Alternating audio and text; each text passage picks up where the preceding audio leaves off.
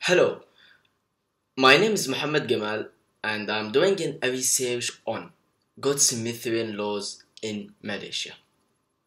As many people get injured in an act on the streets, there will always be twice as the number of people who sat and watched and did not do a thing.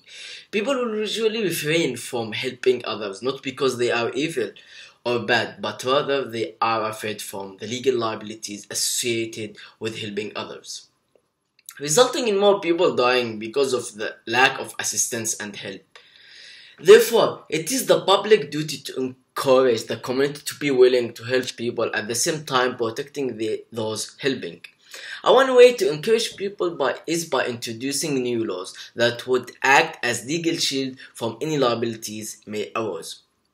This kind of laws has been already introduced in many developed countries such as the United Kingdom, and this research will examine the introduction of such law and its impact on the people and whether it would encourage people to be more helpful or not.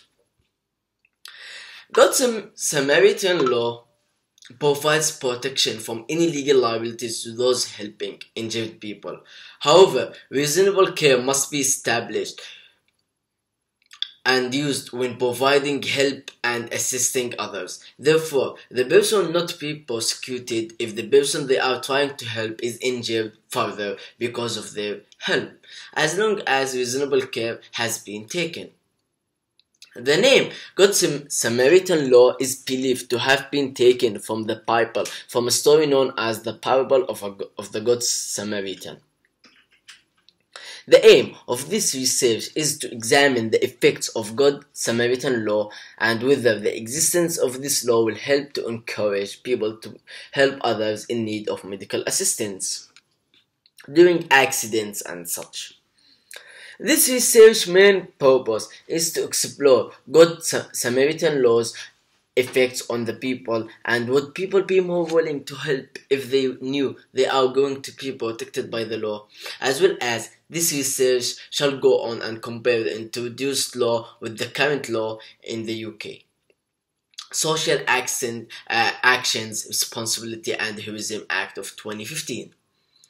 When it comes to the question of the essay, the first thing that comes to mind is to ask whether the moral values are enough to encourage people to act, and moreover, what problems may be created in introducing such law. This study will incorporate a qualitative method of researching in order to achieve its goal. Primary sources involved are the Social Action, Responsibility and Heroism Act of 2015, as well as the United States of America Year 2000 Information and Witness Disclosure Act, to establish a conversion of legislations in order to reach the best model of law in Malaysia. Secondary sources are articles from Malaysia and the UK are going to be used as well. In the Australian case of Lawrence versus Woods, 1996, the plaintiff, whom is the Dr. Lawrence, has refused to attend and save a guy in serious medical conditions. Perhaps the doctor refused to attend to the guy out of fear from being sued if anything had gone wrong.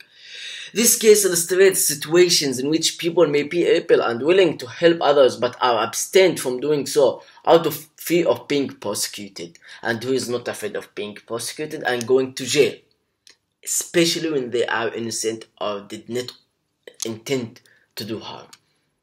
Thus, a Good Samaritan law not only encourages bystanders and ordinary people, also professionals in matters related to their profession will be more willing to help. Although legislation related to such laws has yet to be introduced, the court's consideration on policy and reasonableness of conduct in shaping the law had developed a more selfless concern for the well-being of others. In addition, Good Samaritan clauses was enacted by the Federation of Private Medical Practitioners Association of Malaysia. In case of short negligence, people giving help should escape liability, and as per to the writer, he suggested that the law should not only protect those who need help, but also those who provide help to them. Therefore, for that reason and only that reason, it is clear that such law must be enacted as soon as possible, since it is already being used by some associations in Malaysia. Moreover, the fact that people giving help should also be protected, and it's sufficient to encourage people to help others. It is well argued by Keith Crosby that a Good Samaritan law must be proposed, as she describes the case of R and Bowditch. She further stated that the laws must be limited in regard to omissions. The fact that CAD required to limit the laws of omission may have good impact on lives of people. However, limiting such old law and principle may result in problems in the judicial system. Nevertheless, introducing the law firstly and then an approach to limit the law of the omission may be taken to escape such problems and avoid it.